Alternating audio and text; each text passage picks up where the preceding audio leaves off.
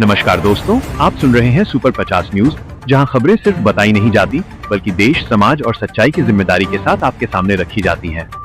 तो चलिए शुरू करते हैं आज की बड़ी ब्रेकिंग खबरें। देश और समाज के भविष्य को लेकर एक बड़ा संदेश सामने आया है। राष्ट्रीय स्वयंसेवक संघ के सरसंघचालक डॉक्टर मोहन भागवत ने कहा है कि युवा शक्ति ही राष्ट्र निर्माण की सबसे मजबूत धुरी है। गुरुवार को 2 दिवसीय प्रवास पर बंगाल के सिलीगुड़ी पहुंचे डॉक्टर भागवत ने युवाओं को संबोधित करते हुए कहा कि भारत तेजी से वैश्विक गतिविधियों का केंद्र बनता जा रहा है। उन्होंने कहा कि आज पूरी दुनिया विविधता के संकट से जूझ रही है और आने वाले समय में विश्व को भारत के मार्गदर्शन की आवश्यकता पड़ेगी। उत्तर बंगाल के 8 जिलों और पड़ोसी राज्य सिक्किम से आए करीब 7,500 युवक युवतियों की मौजूदगी वाले इस सम्मेलन में उन्होंने विश्वास जताया कि भारत विश्वगुरु के रूप में उभरेगा। साथ ही उन्होंने स्वयं को हिंदू कहने वालों से संगठित होने की अपील की। अब बढ़ते हैं देश की सुरक्षा से जुड़ी बड़ी खबर की ओर। ऑपरेशन सिंदूर को कम समय में भारत की हाई इंपैक्ट ऑपरेशनल क्षमता का शानदार प्रदर्शन बताते हुए रक्षा मंत्री राजनाथ सिंह ने भारतीय वायुसेना के कमांडरों से इससे सबक लेने का आह्वान किया है। उन्होंने कहा कि भविष्य की हर चुनौती से निपटने के लिए वायुसेना को हमेशा तैयार रहना होगा।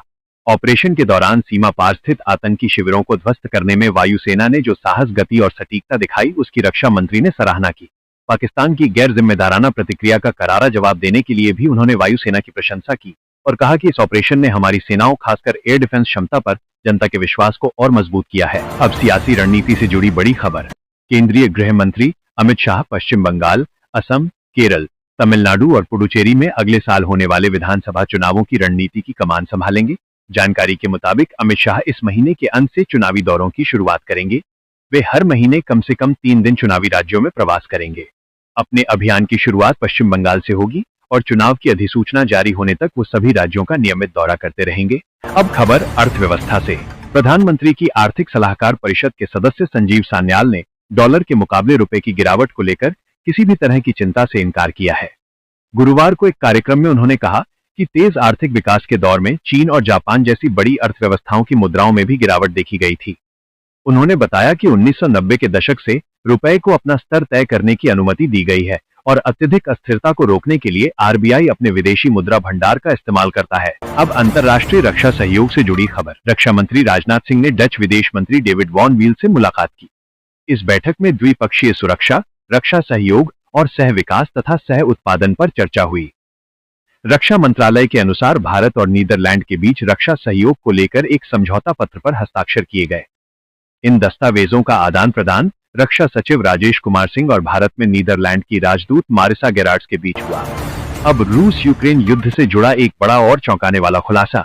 24 फरवरी 2022 को जब रूसी राष्ट्रपति व्लादिमीर पुतिन ने यूक्रेन पर हमले का आदेश दिया था, तब उनके करीबी सहयोगियों में से किसी ने भी खुलकर विरोध नहीं किया। लेकिन हमले के दूसरे ही दिन पुतिन के करीबी सहयोगी दिमित्री एनकोजक ने युद्ध संबंधी आदेश मानने से इनकार कर दिया। सूत्रों के मुताबिक पुतिन चाहते थे कि यूक्रेन से आत्मसमर्पण की मांग की जाए, लेकिन कोजक ने सवाल उठाया कि इस हमले से आखिर हासिल क्या होगा। बहस बढ़ने पर उन्होंने साफ कहा कि वो अपने इनकार के लिए गिरफ्तार होने या गोली खाने के लिए भी तैयार हैं। अगर ये सच देशहित में है और राष्ट्र की आवाज बन रहा है तो इस वीडियो को लाइक करके इस देशभक्ति मिशन को मजबूत कीजिए। और अब बढ़ते हैं अगली बड़ी खबर की ओर। मनोरंजन जगत में रणवीर सिंह की फिल्म धुरंधर बॉक्स ऑफिस पर इतिहास रच रही है। वीकेंड हो या वर्किंग डे, फिल्म जबरदस्त कमाई कर रही है। घरेलू बॉक्स ऑफिस पर इसके दबदबे का असर अब दूसरी फिल्मों पर भी दिखने लगा है। धर्मेंद्र और अगस्त नंदा की फिल्म 21 की रिलीज को पोस्टपोन कर दी गई है। वहीं करण जौहर की फिल्म तू मेरी मैं तेरा तू मेरी की रिलीज को लेकर भी असमंजस बना हुआ है। अब बाजार की चाल पर नजर डालते हैं। रिकॉर्ड तेजी के बाद चांदी की कीमतों में भारी गिरावट आई है। मल्टी कमोडिटी एक्सचेंज पर चांदी 1.73% टूटकर 3,593 रुपए गिर गई। 5 मार्च 2026 एक्सपायरी वाली चांदी 2,03,842 रुपए प्रति किलो पर ट्रेड करती दिखी। दिन का हाई लेवल 2,07,060 और लो लेवल 2,01,676 रुपए रहा। वहीं सोने की कीमत में भी 0.44% की गिरावट आई और 24 कैरेट सोना 1,34,299 रुपए प्रति 10 ग्राम पर ट्रेड करने लगा। अब धर्म और समाज से जुड़ी खबर। विश्व हिंदू परिषद की 5 दिवसीय केंद्रीय प्रन्यासी मंडल बैठक के तीसरे दिन मंदिरों के धन के दुरुपयोग का मुद्दा उठा। केंद्रीय महामंत्री बजरंग लाल बांगड़ा ने कहा कि मुगल और अंग्रेजी शासनकाल से मंदिरों को नुकसान पहुंचाने की कोशिश होती रही है। उन्होंने आरोप लगाया कि अब राज्य सरकारें भी मंदिरों के धन का दुरुपयोग कर रही हैं। उन्होंने कहा कि सुप्रीम कोर्ट भी स्पष्ट कर चुका है कि मंदिरों का धन भगवान की संपत्ति है और उसका उपयोग केवल मंदिर हित में ही होना चाहिए। अमेरिका से बड़ी राजनीतिक खबर सामने आई है। अमेरिकी राष्ट्रपति डोनाल्ड ट्रंप ने साल के अंत में व्हाइट हाउस से राष्ट्र के नाम संबोधन करते हुए अपने प्रशासन की उपलब्धियां गिनाई। ये ट्रंप का व्हाइट हाउस में दूसरा कार्यकाल है और उन्होंने इसी साल 20 जनवरी को राष्ट्रपति पद की शपथ ली थी। बुधवार को दिए गए करीब 19 मिनट के अपने संबोधन में ट्रंप ने कहा कि 11 महीने पहले उन्होंने एक बड़ी गड़बड़ी को पहचाना था और अब वे उसे ठीक कर रहे हैं। उन्होंने अपने दूसरे कार्यकाल की उपलब्धियों का जिक्र करते हुए कहा कि उनके प्रशासन ने सीमा सुरक्षा को मजबूत किया, महंगाई को नियंत्रित किया, कई अंतर्राष्ट्रीय संघर्षों और युद्धों को रुकवाने में भूमिका निभाई, टैरिफ का इस्तेमाल कर अमेरिका के लिए अरबों डॉलर की कमाई की और आप्रवासन को लेकर सख्त कदम उठाए। और अब बढ़ते हैं अमेरिका की विदेश नीति से जुड़ी एक अहम खबर की ओर। अमेरिकी विदेश मंत्री मार्को रूबियो ने गुरुवार को घोषणा की कि अमेरिका अंतर्राष्ट्रीय आपराधिक न्यायालय यानी आईसीसी के 2 न्यायाधीशों पर प्रतिबंध लगा रहा है। उन्होंने कहा कि ये प्रतिबंध इजरायल को निशाना बनाने की कोशिशों के चलते लगाए गए हैं। रूबियो ने फरवरी में राष्ट्रपति डोनाल्ड ट्रंप द्वारा हस्ताक्षरित उस कार्यकारी आदेश का हवाला दिया जिसके तहत आईसीसी पर प्रतिबंध लगाए गए थे। उन्होंने बताया कि कार्यकारी आदेश 14,203 के तहत जॉर्जिया के न्यायाधीश गोचा लाडकिपानित्जे और मंगोलिया के एडनेबल सुरेन डामडिन को नामित किया गया है और अब इन पर अमेरिकी प्रतिबंध लागू होंगे। अब बढ़ते हैं देश की आंतरिक राजनीति और कानून व्यवस्था से जुड़ी खबर की ओर। आजाद अधिकार सेना के राष्ट्रीय अध्यक्ष और पूर्व आईपीएस अधिकारी अमिताभ ठाकुर को चौक पुलिस शुक्रवार को स्पेशल कोर्ट में पेश करेगी। उनके खिलाफ थाना चौक में 8 नवंबर को मामला दर्ज किया गया था। ये केस अम्बरीश सिंह भोला की तहरीर पर दर्ज हुआ था जिसमें आरोप लगाया गया कि एक्स पर मनगढ़ंत साक्ष्यों के आधार पर झूठे आरोप लगाए गए। फिलहाल अमिताभ ठाकुर को देवरिया से लाकर सेंट्रल जेल में रखा गया है और उन्हें अन्य कैदियों से अलग रखा गया है। पुलिस कोर्ट में पेशी के बाद आगे की कार्रवाई न्यायालय के आदेश के अनुसार करेगी। इस मामले में आजाद अधिकार सेना के महासचिव नूतन ठाकुर का नाम भी तहरीर में शामिल है।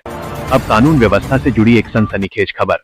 ड्यूटी पर तैनात दारोगा और सिपाही के ऊपर तेज रफ्तार कार चढ़ाने के बाद कैंटीन संचालक और उसके भाई ने थाने में पुलिस कर्मियों से हाथापाई कर दी। पुलिस ने इस मामले में जानलेवा हमला और सरकारी कार्य में बाधा डालने का मुकदमा दर्ज किया है। एक आरोपी को जेल भेज दिया गया है जबकि दूसरे को जमानत मिल गई है। जानकारी के मुताबिक खरखौदा थाने पर तैनात दारोगा शिवम मिश्रा और सिपाही गौरव कुमार बुधवार शाम करीब 6 बजे कस्बे के एक तिराहे पर ड्यूटी कर रहे थे। इसी दौरान तेज गति से आ रही I-20 कार को रोकने का इशारा किया गया, लेकिन कार चालक शिवांग त्यागी ने रफ्तार और बढ़ा दी। दारोगा कार के सामने खड़े हो गए, इसके बावजूद कार नहीं रोकी गई और उनके पैर पर चढ़ाते हुए कार आगे निकाल दी गई। अब खेल जगत से बड़ी और ऐतिहासिक खबर। सैयद मुश्ताक अली ट्रॉफी 2025 के फाइनल में झारखंड ने हरियाणा को हराकर अपना पहला एसएमएटी खिताब जीत लिया है। यह झारखंड का दूसरा घरेलू खिताब है। इससे पहले टीम ने 2010-11 में विजय हजारे ट्रॉफी जीती थी। ईशान किशन की कप्तानी में झारखंड ने शानदार प्रदर्शन किया। टॉस हारने के बाद पहले बल्लेबाजी करते हुए झारखंड ने 20 ओवर में 3 विकेट के नुकसान पर 262 रन का विशाल स्कोर खड़ा किया। इसके जवाब में हरियाणा की पूरी टीम 18.3 ओवर में 193 रन पर सिमट गई। इस तरह झारखंड ने 69 रन से मुकाबला जीतकर इतिहास रच दिया। अब राजधानी दिल्ली की हवा पर नजर डालते हैं। घने कोहरे, हवा की धीमी गति और बादलों के कारण दिल्ली में प्रदूषण का स्तर एक बार फिर बढ़ गया है।